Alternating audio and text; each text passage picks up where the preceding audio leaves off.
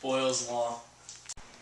Okay, right now we're going to demonstrate Boyle's law, which is P1 times V1 equals P2 times V2. And this means that pressure and volume are going to be inversely related. So if the pressure goes up, that means the volume of whatever is going to decrease. And if the pressure decreases, it means the volume is going to increase. So we're going to demonstrate that right now with this PEEP and a bike pump. So if I start pumping, the PEEP should shrink. And right there, it's shrinking and kind of getting wrinkled.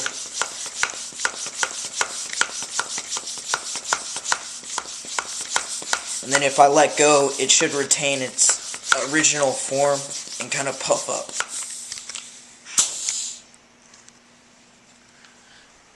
And that's how it's done. So right now we're going to again demonstrate Boyle's law. This time we're going to use a vacuum and actually see if we can make the PEEP enlarge itself by decreasing the pressure inside the jar. As you see, there's a little hole drilled in the top. So we'll be able to see if we can do this correctly. Now there's some variables that we could talk about before we do this experiment. One could be for all of this to actually work, you have to have a constant temperature, which right now we'll just call it room temperature. The house is at nice, like 70 something degrees. So that's going to stay constant during this whole experiment, which shouldn't throw anything off. We're going to be changing the pressure by taking it out with the vacuum, and then the volume will be the dependent variable, which depends on how much pressure we actually do take out. So you won't be able to hear me once we start the vacuum, but here we go.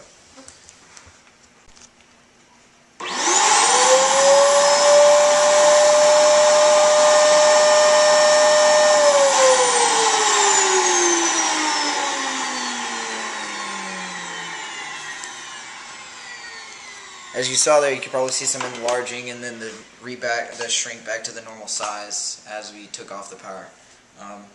And so basically that's to demonstrate Boyle's law. So in Boyle's law, what is happening molecularly on the small scale is when the pressure increases, that means all the molecules are getting squeezed together, and that's going to decrease your volume because they're all being put into a denser space, which decreases the volume.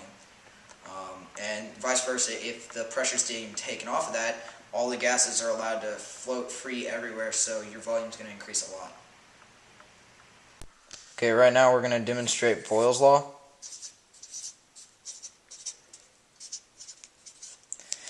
And this is going to state that if the temperature is constant, then your pressure and volume are going to be inversely related.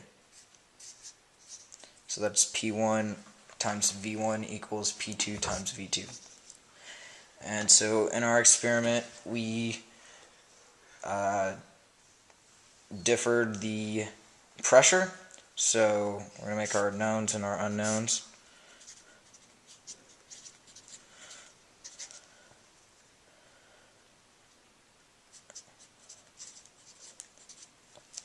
So our first known is going to be our starting pressure, which is P1. That was 1 atm because we hadn't changed the pressure in the bottle or anything.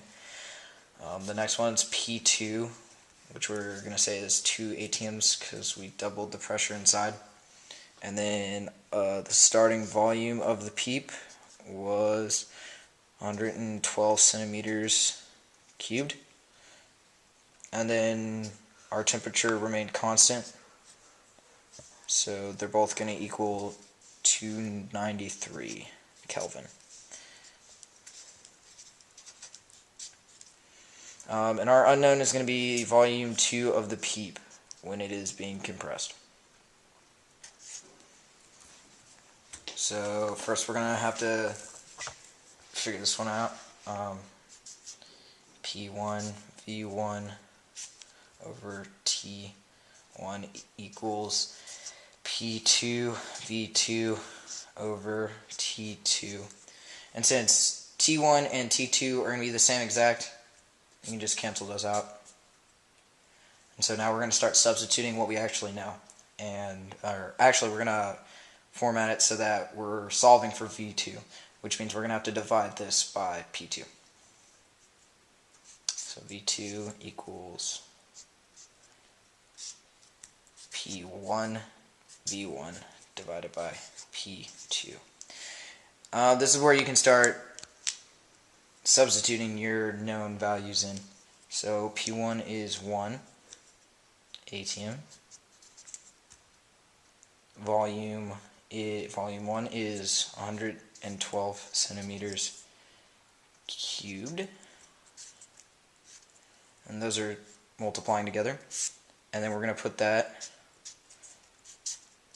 all over 2 atm, because that's the second pressure. Now, since these are both atm and they're dividing, you can cancel the atms out, which leaves you with centimeters cubed, which is going to be the answer for V2, is going to be in centimeters cubed. So 1 times 112 is going to be 112, and then 112 divided by 2 is going to be 56. So 56 centimeters cubed is going to be equal to V2. And there's your answer of the new PEEP, which is shrunken in half. So